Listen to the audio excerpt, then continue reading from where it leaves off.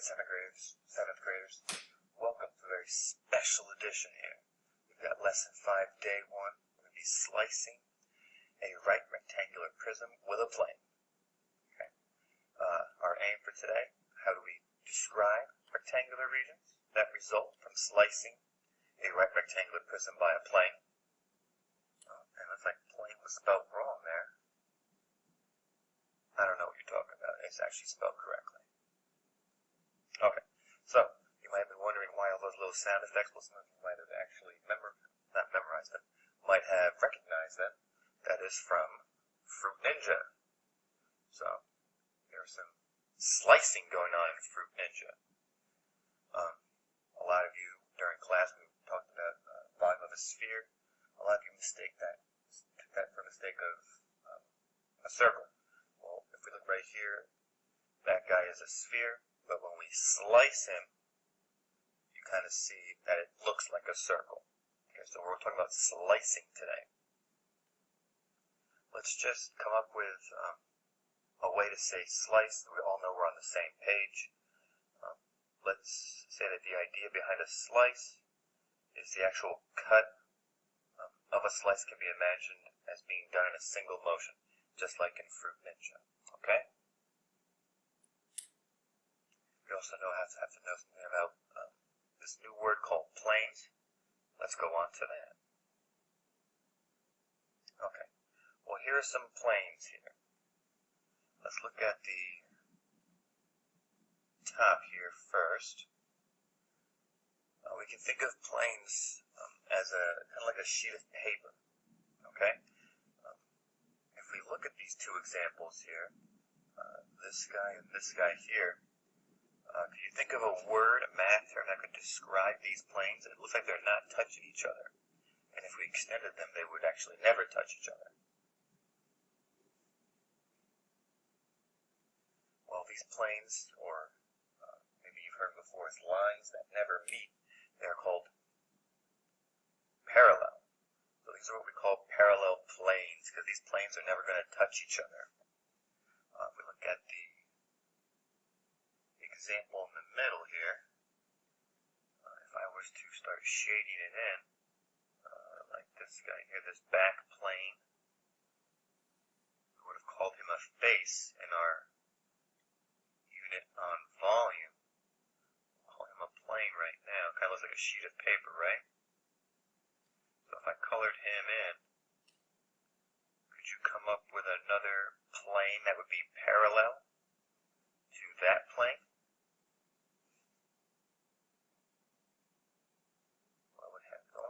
One, and it would have to be the one opposite it, the one in the front here.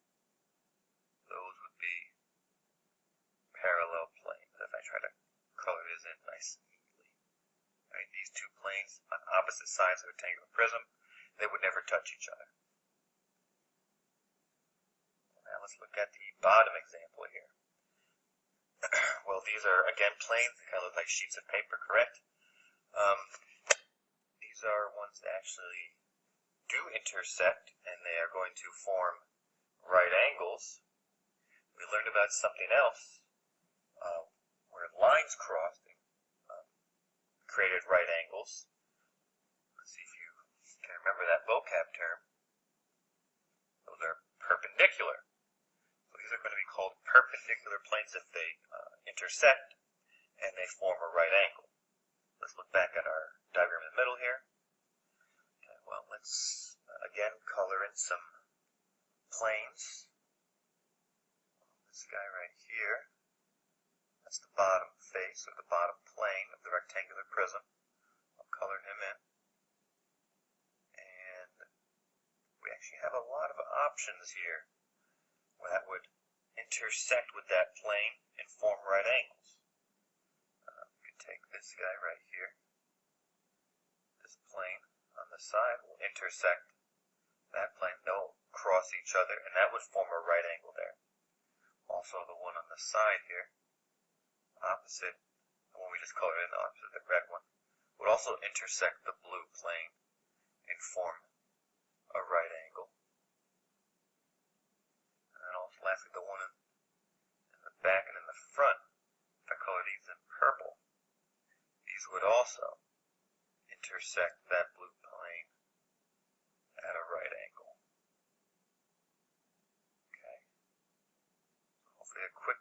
definition of what planes are and how we're going to use them. We have parallel planes, we have perpendicular planes. Let's move on to our first example. I know you've been waiting for it. Alright, let's consider this ball here, or we call that a sphere during our volume unit. What figure does the slicing plane form? If we take a look here, again, our plane is that little sheet of paper, it looks like, and a slice like we do like in Fruit Ninja. What we talked about before in the game, that when we sliced like a lime or an orange,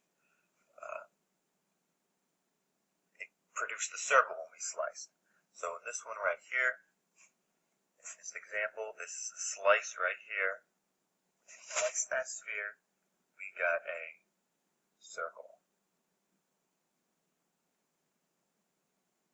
Okay, the next part, B, talks about will all the slices that pass through B be the same size? Well, if we had the plane up here sliced through it, it produced this green circle when we sliced. We'll just make another plane and have it sliced through the middle. Okay, well, that guy's already kind of filled in right there. Here's a slice right at the center of the sphere. Isn't that a little bit wider there? So do we think that if we slice at different parts of the sphere, that they'll all be the same? I hope your answer was no. Again, the size of the slice will depend on where you actually slice the ball. No, different slices can result in different slices depending on where you slice the ball. Different sizes, not different slices. Come on, Mr. Lovers. That doesn't make sense. Does everyone notice how awesome my handwriting is right here? I don't know how it got so great. So you might want to pause the video here because there's a lot to write down. We'll move on to part C of example 1. How will the plane have to meet the ball so that the plane section consists of just one point? When they talk about points, think of when we graph points on a coordinate plane, or maybe like a period at the end of a sentence. It's kind of like a little dot. So where do you think we should slice with our plane to get the smallest little circle or little dot? Well, if we took our plane and if we sliced it through here, that would be a long circle that we produced. What if we sliced it basically at the top or right at the bottom there? That would get a tiny little circle. So basically, we'd have to slice that ball as close as you can, right? As close as we can get that plane to the ball that would actually slice it. Alright, so if you want to pause the video and copy this down, you may, because yes, it is time to move on to example 2. Alright, so we look at example 2. The right rectangular prism in figure 4. That's this guy. Whoa, who did that? That's this guy right here. Has been sliced with a plane. Remember, just think of a plane as basically like a sheet of paper. And we're saying it's parallel to face A, B, C, D. That's this guy here. A, B, C, D. Okay, and yes, we talked about before in our beginning examples, these are opposite each other, so they're parallel. They're never going to meet. Again, the resulting slice of the rectangular region that is identical to the parallel face. All that means is that the two planes, the two rectangles that you see there, they're never going to meet. They're just parallel.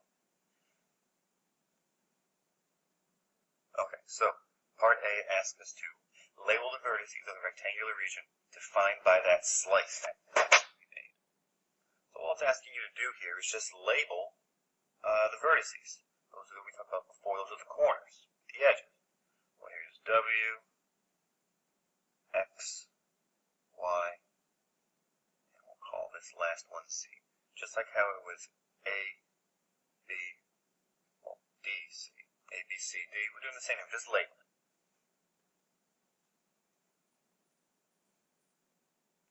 Okay, so we know that this plane is vertical to not vertical, parallel to rectangle ABCD. Well, it told us that at the beginning of the problem, and if we looked at it, yeah, that guy in the front there looks like it's opposite it.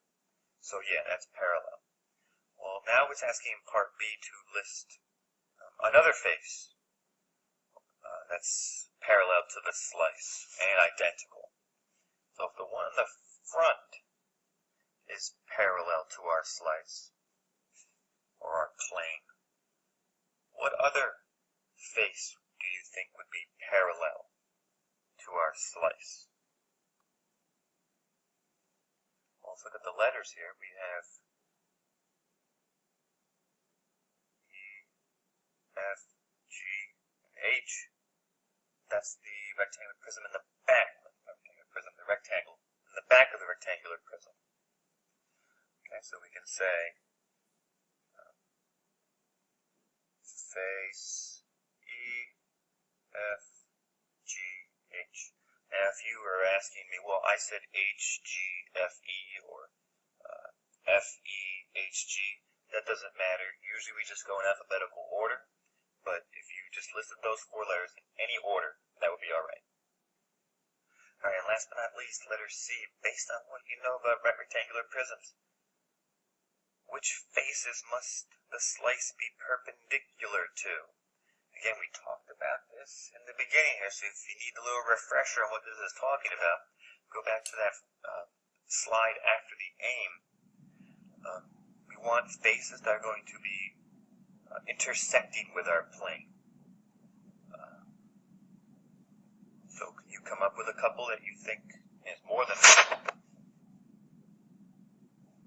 We've got H, B, C, E. That would be a good one. Again, the letters, it doesn't matter in which order you put them. Usually we do alphabetical order, but as you can see, obviously I'm not following alphabetical order right now.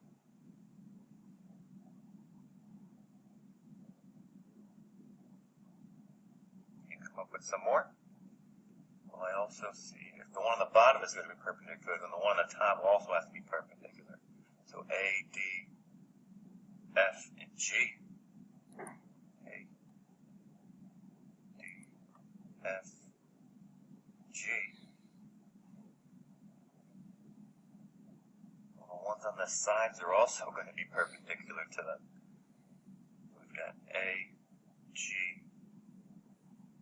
B, and H. We'll call him, try to do an alphabetical order, A, B, G, H.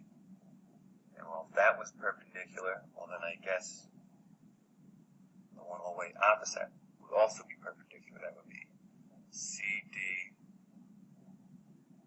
F, E. So C, D, F, E. Again, the order of letters don't matter as long as you just have all four of them. Right, so those are the four faces that would also be perpendicular. Again, if you want an extra dojo point, here's exercise 1. It's kind of basically what we just did, guys. So give it a shot, okay? Come in tomorrow with this done correctly, and you shall earn yourself a dojo point. Again, if you want to improve your grade, I suggest trying this guy. You can put it anywhere on the notes today. Alright, good luck, guys. We shall see you tomorrow.